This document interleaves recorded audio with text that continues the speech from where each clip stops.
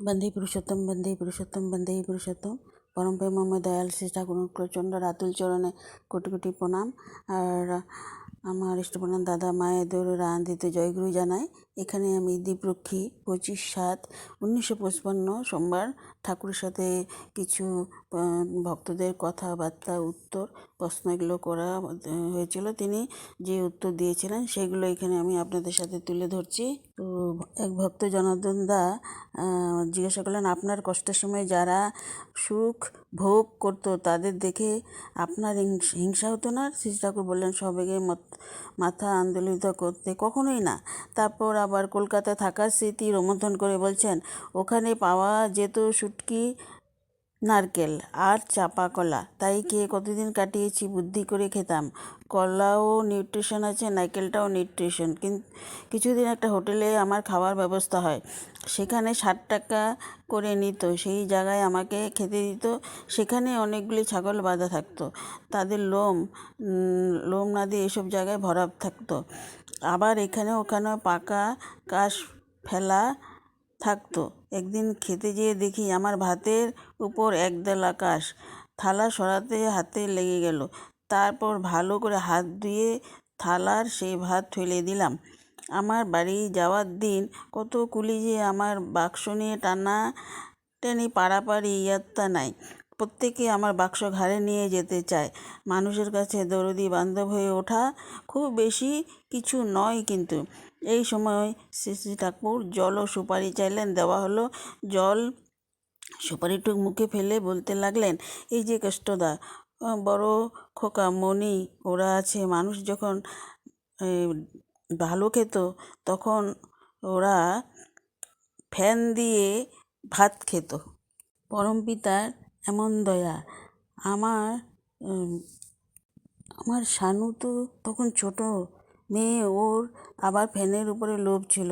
এসব দেখে একজন তো সেই ভালো খেয়ে পড়ে থাকার লোকেদের শুনিয়ে দিল, মশাই আপনারা তো বেশ ভালোই আছেন, কিন্তু ওর ছেলে মেয়েরা দেখেন ছেঁড়া কাপড় পরে ভাতের ফ্যান খায়। টাকা পয়সা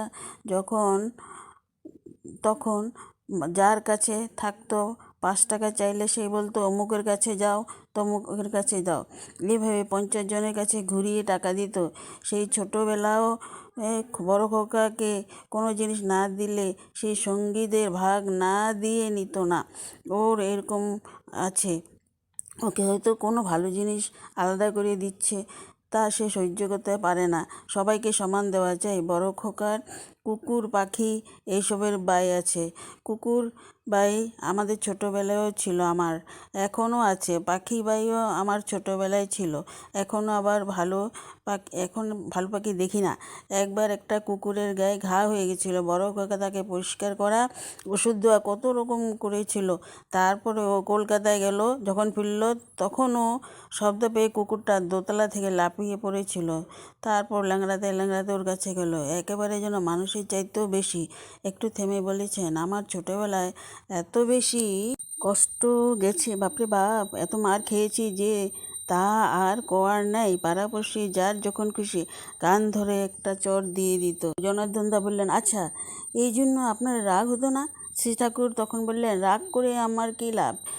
কেষ্টদা এসে প্রণাম করে বসলেন। শ্রী ঠাকুর তখন বললেন, এদের কাছে গল্প করছিলাম কেষ্টদা, সেই আগের দিনে আশ্রমের গল্প। 200 মানুষ খাবে, ডাল হয়তো মোটে 1 সের আছে, কিন্তু তা দিয়ে ওই 200 মানুষকে কুলানো লাগবে তো। বাধ্য হয়ে তখন জলের ভাগ বেশি দিয়ে রান্না করতে হয়েছে। ভাতের সাথে সেই ডালেই পরমানন্দে খেত কেষ্টদা। ওই সময় লঙ্কা বেশি খাওয়া অভ্যাস হয়।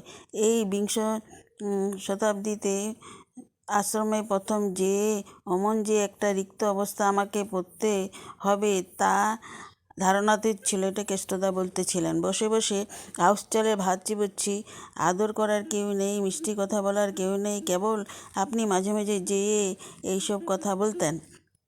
শ্রী ঠাকুর বললেন, আমার আবার ইচ্ছে করে ওই অ্যালাউন্সগুলো বন্ধ করে দিই। আনন্দবাজার খোলা থাক, বোম্বে থেকে, আসাম থেকে, যেখান থেকে যে আসুক না কেন, আনন্দবাজারে খেয়ে কাজ করবে। অবশ্য সেই অবস্থা আর সম্ভব কি না জানি না। কলকাতায় ডাক্তারি পড়তে গিয়েছিলাম, সেই গল্প করলাম, হিতবাদী না বসুমতী কাগজ গায়ে দিয়ে প্রচণ্ড শীতে শিয়ালদহ স্টেশনের কাছে সেই পাথরের পর শুয়েছিলাম। একবার কলকাতায় একটা দোকানে চটি জুতা কিনতে গেলাম।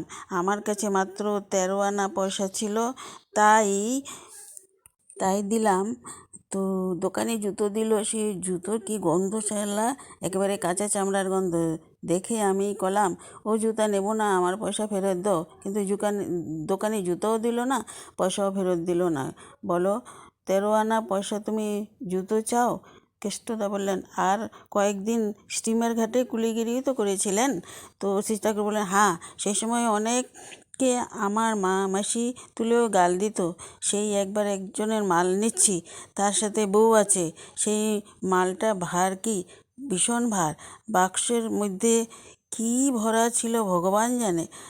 4-5 পা যাওয়ার পরে কেমন যেন পা সরে গেল। সরে যেতেই হাতের থেকে ওগুলো পড়ে গেল। একটা পাত্রে ঘি ছিল, সেটা অবশ্য নষ্ট হয়নি। তখন সে আমার মা মাসি তুলে কি চিৎকার করে গাল পাততে লাগলো, বলে, চল শালা, জুতোই ঠিক করবানে।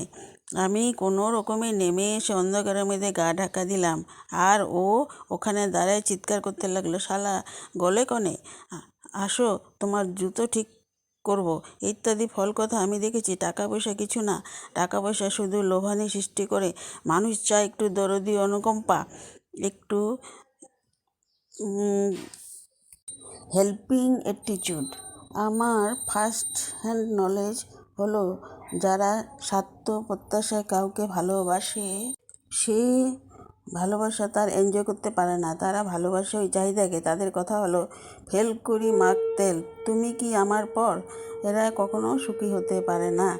তো এই সুন্দর ঠাকুরের জীবনের কাহিনী পেলাম, আপনাদের সাথে শেয়ার করলাম। জয় গুরু, সবাই ভালো থাকুন। বন্দে